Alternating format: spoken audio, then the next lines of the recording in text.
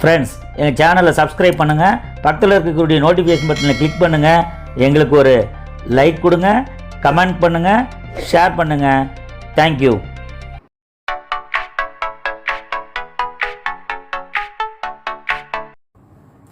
Hello friends, நாம் mobile banking, internet banking இது ரெண்டை மேற்கொள்கிறப்போ பாஸ்வேர்டு எப்படி தர்றோம்னா, நம்மளுடைய டேட் ஆஃப் பர்த்து அல்லது நம்ம குழந்தைகளுடைய date of birth, date of joining, வெஹிக்கிளுடைய நம்பரு, இந்த மாதிரிலாம் எதுவுமே கொடுக்கக்கூடாது. ஸ்பெஷல் கேரக்டர்ஸை யூஸ் பண்ணணும், கொடுக்கணும். ஒரு கேபிட்டல் லெட்டர் இருக்கணும், ஒரு ஸ்மால் லெட்டர் இருக்கணும், கொஞ்சம் நம்பர்ஸ் இருக்கணும், அப்புறம் ஸ்பெஷல் கேரக்டர்ஸ், இந்த நட்சத்திரம் மாதிரி இருக்கிறது, இல்லைன்னா ஒரு சின்ன கோடு மாதிரி இருக்கிறது, முதல் எழுத்து கேபிட்டலாகவும் கடைசி எழுத்து கேபிட்டலாகவும், நடுவில் வழக்கமான வார்த்தைகள் இல்லாமல் உங்களுக்கு ஞாபகம் வைத்துக் கொள்ளக்கூடியதாக இருக்கணும். ஒன் டைம் பாஸ்வேர்டு, நீ எந்த ஃபண்டு டிரான்ஸ்ஃபர் பண்றதா இருந்தாலும் உங்களுக்கு உங்களுடைய ரிஜிஸ்டர் மொபைல் நம்பருக்கு ஒன் டைம் பாஸ்வேர்டுன்னு ஒரு பாஸ்வேர்டு வரும்.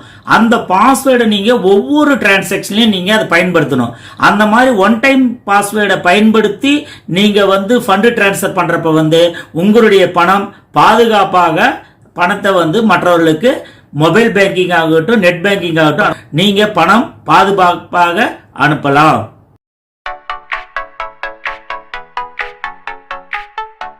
பெனிஃபிட்ஸரி ஆட் பண்ணணும்.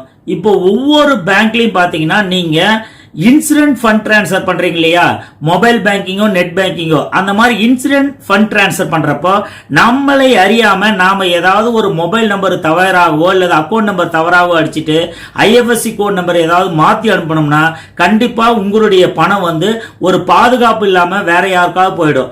அப்போ முடிஞ்ச அளவுக்கு இந்த இன்சிடென்ட் ஃபண்ட் டிரான்ஸ்ஃபரை குறைச்சிட்டு நீங்க வழக்கமா யாருக்கு பணம் அனுப்புவீங்க, அவங்களுடைய வங்கி கணக்கு என்ன, ஐஎஃப்எஸ்சி கோடு, இதெல்லாம் ஒரு பெனிஃபிட்ஸரியா நீங்க ஆட் பண்ணணும். ஒவ்வொரு வங்கியும் உங்களுடைய பெனிஃபிட்ஸரி ஆட் பண்றதுக்கான ஒரு முறையை கொடுத்திருக்காங்க. அதை பயன்படுத்தி நீங்க பெனிஃபிட்ஸரி ஆட் பண்ணிட்டு அது கன்ஃபர்மேஷன் வந்த பின்னாடி நீங்க எப்பெல்லாம் பணம் அனுப்புறீங்களோ நீங்க ஆட் பண்ண பெனிஃபிட்ஸரி அங்க நேம் இருக்கும். அந்த நேமை டச் பண்ணிட்டு நாம பணம் அனுப்பலாம். அப்ப பணம் பாதுகாப்பா அனுப்பணும்னா நீங்க கண்டிப்பா பெனிஃபிட்ஸரியா நீங்க யாருக்கு பணம் அனுப்புறீங்களோ அவர்களை கண்டிப்பா நீங்க ஆட் செய்யணும்.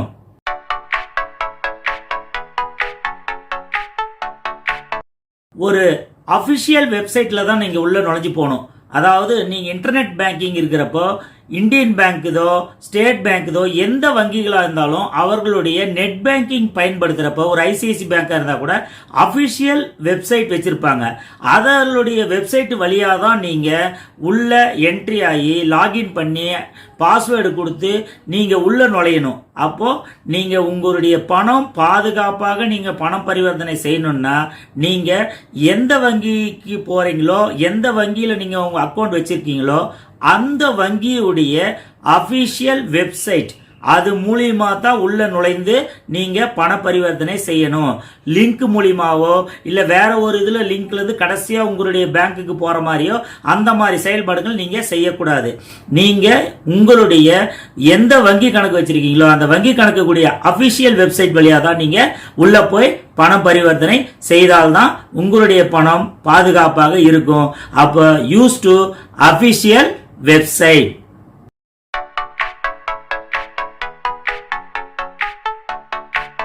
நீங்க அந்த கூகுள் சர்ச் பார்ல HTTP அப்படின்னு போட்டு 2 ஸ்லாஷ் கொடுத்து நீங்க எந்த பேங்க் இது இருக்குதோ அந்த பேங்க் நீங்க அட்ரஸ் டைப் பண்றப்போ உங்களுக்கு HTTP அப்படின்னு வந்துச்சுன்னா அது கண்டிப்பா ஒரு ஃபேக்கா இருக்கக்கூடிய வாய்ப்பு இருக்குது.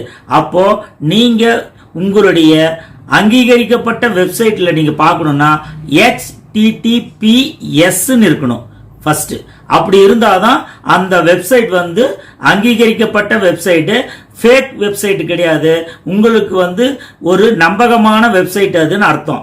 அப்போ HTTPS இருக்கணும். அதே நேரத்தில் நீங்க வந்து அங்க வந்து அந்த சர்டிபிகேட் செக் பண்ணலாம். நீங்க எந்த ஒரு வெப்சைட்டுக்கு வந்து நீங்க உள்ள நுழையறதுக்கு முன்ன அந்த லெஃப்ட் சைடு கார்னர்ல இருக்கிறத வந்து நீங்க அந்த ஒரு டச் பண்ணீங்கன்னா நீங்க அந்த வெப்சைட் வந்து செக்யூரான வெப்சைட்டா, அதுக்கு வந்து ஒரு லாக் மாதிரி இருக்கும், அதை நீங்க வேணா சர்டிஃபைடு வெப்சைட்டான்னு இருக்கும். அப்போ நீங்க அந்த HTTPயா HTTPSஆ அப்படின்றத கண்டிப்பா தெரிஞ்சுதான் நீங்க வந்து பணம் பாதுகாப்பா அனுப்ப முடியும். இப்ப ஒரு பிரவுசிங் சென்டர்ல செய்யாதீங்க. நீங்க உங்களுடைய பர்மனண்டா இருக்கக்கூடிய நெட் பேங்கிங் நீங்க செய்யறதா இருந்தா, உங்களுடைய இன்டர்நெட் பேங்கிங் செய்யறதா இருந்தாலும் உங்களுடைய பர்சனல் லேப்டாப்லயோ உங்க வீட்டில் இருக்கக்கூடிய டெஸ்க்டாப் கம்ப்யூட்டர்ல தான் நீங்க வந்து இந்த ஃபண்ட் டிரான்ஸ்ஃபர் ஒர்க்கை கண்டிப்பா செய்யணும். தவிர்க்கவே முடியாத காரணங்கள்னா கூட 99% மேலேயே கூட சொல்றேன், நீங்க எக்காரணத்தை கொண்டும் பிரவுசிங் சென்டர்ல போயிட்டு இந்த ஃபண்ட் டிரான்ஸ்ஃபர் செய்யக்கூடாது. காரணம் என்னன்னா, நீங்க அந்த ஒரு பிரவுசிங் சென்டர்ல வந்து பிரவுஸ் பண்ணிட்டு வந்த உடனே வேறு ஒரு நபர் அங்க வந்து பிரவுசிங் சென்டருக்குள்ள நுழைவாரு. அப்போ நீங்க ஏதாவது வந்து இந்த வந்து பாஸ்வேர்டு வந்து ஏற்கனவே கொடுத்துருக்கிறத அவங்களுக்கு இண்டிகேட் காட்டுறதுக்கும் ஒரு வாய்ப்பு உண்டு. அதனால பிரவுசிங் சென்டர்ல நீங்க பண பரிவர்த்தனை செய்வது ஒரு பாதுகாப்பான செயல் கிடையாது. உங்களுடைய பர்சனல் மொபைல்ல தான் வந்து நீங்க உங்களுடைய மொபைல் பேங்கிங்காக ஒவ்வொரு ஆப்பையும் வந்து அங்கீகரிக்கப்பட்ட வங்கியுடைய மொபைல் ஆப்பை பயன்படுத்தி தான் நீங்க பண பரிவர்த்தனை செய்யணும். நீங்க நம்ம நண்பருடைய மொபைலை வாங்கி அதுல ஒரு கூகுள் சர்ச் பண்ணி அங்க போய் நீங்க டைப் பண்ணி அது மூலியமா நீங்க அனுப்பக்கூடாது. உங்களுடைய சொந்த மொபைல் மூலியமா தான் நீங்க பண பரிவர்த்தனை செய்யணும். காரணம், நீங்க ரிஜிஸ்டர் செய்யப்பட்ட மொபைலுக்கு தான் உங்களுடைய ஃபண்ட் டிரான்ஸ்ஃபர் அப்போ OTP ஆகட்டும் எல்லா வகையான செயல்பாடுகளும் நீங்க எந்த பேங்க்ல லிங்க் பண்ணிருக்கீங்களோ அந்த பேங்க்குடைய மொபைல் நம்பருக்கு தான் அதுக்கான அனைத்து தகவல்களும் வரும்.